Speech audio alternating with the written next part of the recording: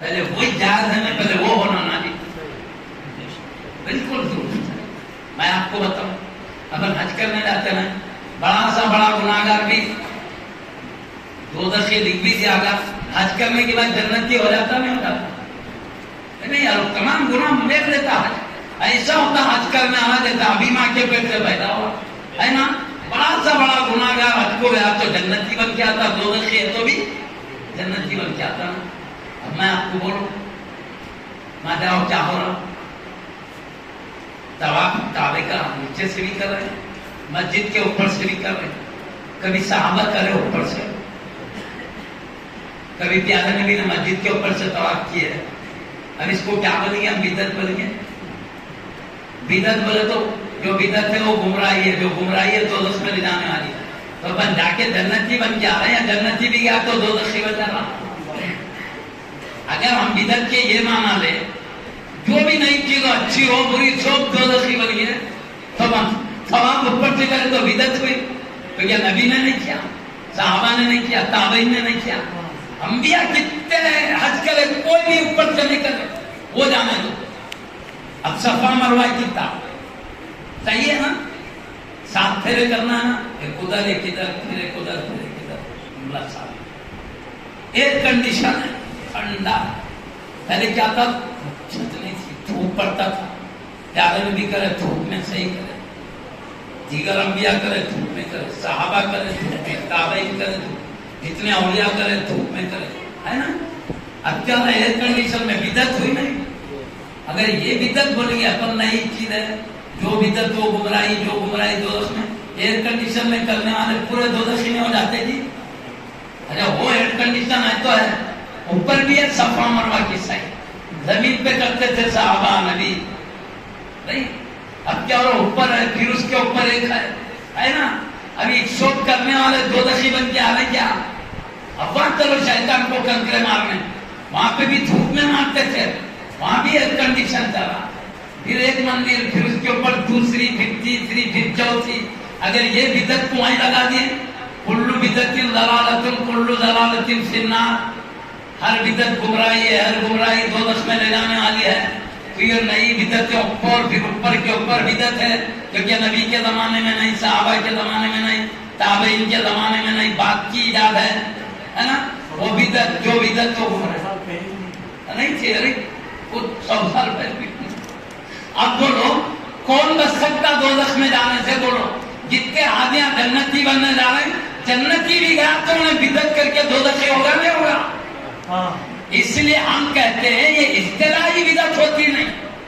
کیوں جو کتاب اللہ سنت رسول اللہ کے مخالف میں نئی چیز ہو اس میں مخالف نہیں ہے بلکہ کتاب اللہ کتاب رسول اللہ کا حکم ہے حج کرو. تو یہاں پر آسانی ہونے سے حج کرنے میں اور بھی ہمتیں آتی ہے. بوڑھے بوڑھے لوگ بھی آسانی سے حج کر سکتے ہیں کمزور لوگ بھی کر سکتے ہیں. اس میں دین کا کوئی نقصان نہیں ہے مخالفت نہیں ہے بلکہ دین کی اور قوت حاصل ہو رہی ہے. تو جہاں دین کی قوت حاصل ہو مخالفت نہ ہو وہ بدعت نہیں بلکہ ایجاد کرنے والا بھی ثواب پائے گا. جو لوگ اس آسانی سے فائدہ اٹھائیں گے ان کا ثواب بھی ایجاد کرنے والا. سمجھے جو کتاب اللہ رسول کے مخالفت میں جس سے دین کی روح ختم ہو جاتی ہو. ہمارے حساب سے ہم نے کیا بولا قرآن پڑھنا ہے. قرآن پڑھنا جرم ہے نہیں ہے. ایک ایک حرف کے 10 نہیں کیا. فرشتے سننے آتے ہیں پڑھنے والے کا دل منور ہوتا ہے. یہ ہے ثواب پہنچانا بھی جائز ہے. میں بول رہا ہوں زندگی کچھ اپنا ثواب ہے مرنے کے بعد نہیں بولتا. میں کہتا ہوں مرتے ہی نماز جنازہ ہوتی. یہ نماز جنازہ خود ہی سارے ثواب ہے مردے کے لیے. جانتے ہیں اپن کھڑے رہے اللہ کی راہ فائدہ کس کو ہو رہا مرے ہوئے مردے کو ہو رہا نہیں ہو رہا. ہم سماع پڑھ رہے ہیں فائدہ کس کو ہو رہا مردے کو ہو رہا. زندہ پڑھ رہے ہیں مردے کو فائدہ ہو رہا نہیں.